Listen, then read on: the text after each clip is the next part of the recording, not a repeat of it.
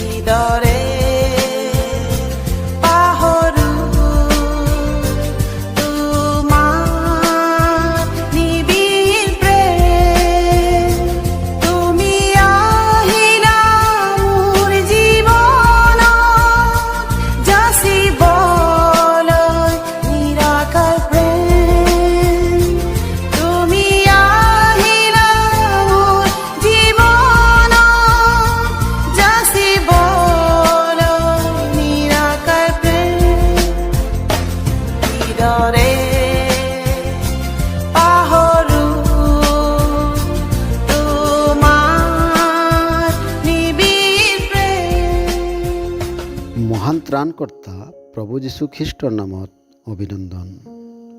পবিত্ৰ বাইবেলৰ জোহানী লিখা শুভবাৰ্তা 16 অধ্যায় 14 পদত প্ৰভু যীশুৱে এইদৰে কয়, তেওঁ মোক মহিমান্বিত কৰিব, কিয়নো মোৰ যি আছে তেওঁ তাৰ পৰা লৈ তোমালোকক জনাব।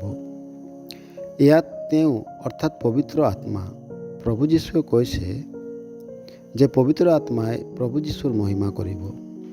প্ৰভু যীশুৱে ঈশ্বৰৰূপী থাকোঁতেও ঈশ্বৰৰ সমান হোৱাকে কাঢ়ি লোৱা বুলি নামানিলে, কিন্তু নিজকে শূন্য কৰি দাসৰ ৰূপ ধাৰণ কৰি মানুহৰ নিচিনা হ'ল আৰু আকাৰ প্ৰকাৰত মানুহৰ দৰে হৈ নিজকে সৰু কৰি মৃত্যুলৈকে, এনেকি ক্ৰুচীয় মৃত্যুলৈকে আজ্ঞাধীন হ'ল।